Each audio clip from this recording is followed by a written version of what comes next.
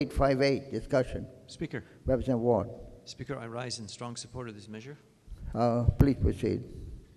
Speaker, I rise in strong support as a continuation of my remarks from second reading when I said this is one of the few bills that uses the E word, entrepreneurship.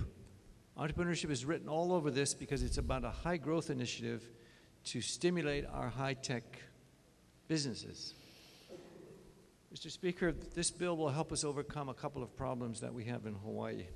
One is our total over-reliance on tourism. Mr. Speaker, we have lived off of our good looks for too long. We now have to start living off our brains. This is one of the transitional bills to do that. Secondly, Mr. Speaker, we have a reputation of being anti-business. We have a reputation of being closed for business. And Mr. Speaker, this legislature needs to be more open for business and able to, grow the pie rather than just keep slicing it up the way we do every year with our budget. We need to be thinking growing the pie and being open for business. But this bill follows what otherwise the federal government has taken the lead on, and that is there's $100 billion that we put into high-tech research and high-tech development for our companies. Mr. Speaker, the reality is that only 1% of our corporations are exporting. We need to stimulate them in the high-tech industry. After all, we have the most innovative, creative brains in the world. We used to have all the money also, but now we're on borrowed money. So Hawaii needs to get on the bandwagon with what's going on in the rest of the world.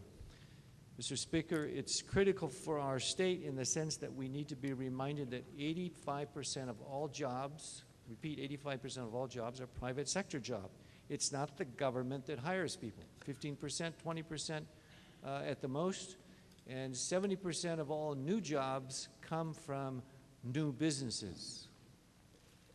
In Hawaii, we are really a micro-business state. We have 52% of our employers have less than 5 employees. Those are kind of micro-businesses.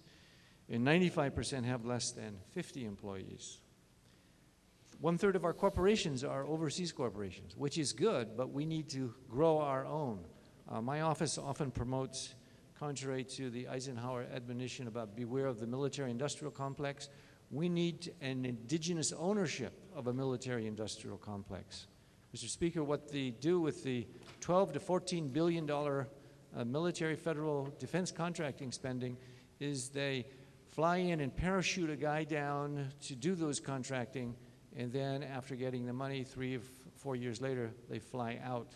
We need to indigenize that entrepreneurship effort. And something hopefully will come out of this, because some of the things that we have already done with our high technology is exemplified by Oceanit.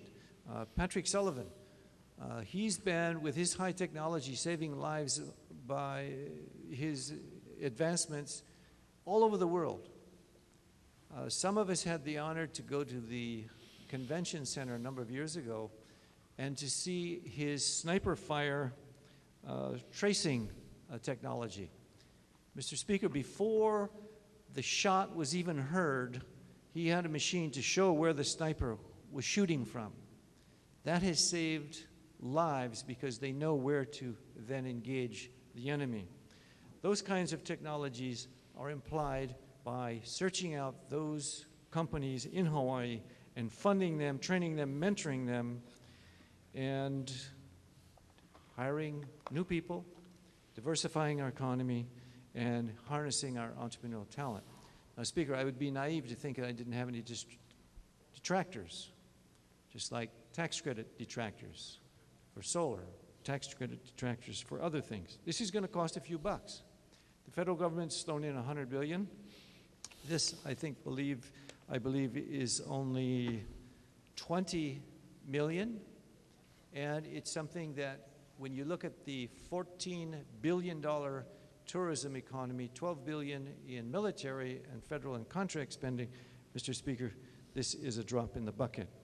So for those detractors, I would say have a look at what government's role has been, particularly if you've been to Asia recently, and look at, as I learned while I was a student at the East-West Center, ultimately, all economic development is political. if you trace it back and forth. Government has a role to play. It should be the referee, but in this case, it should be stimulating, going forward, and creating high growth for more jobs. Thank you, Mr. Speaker. Thank you very much, Representative. Further discussion on this measure? Okay, thank you. Mr. Speaker, Yes, Representative Fale. in support of the measure, but I'm also looking forward to, we just passed a measure in support of a poverty task force.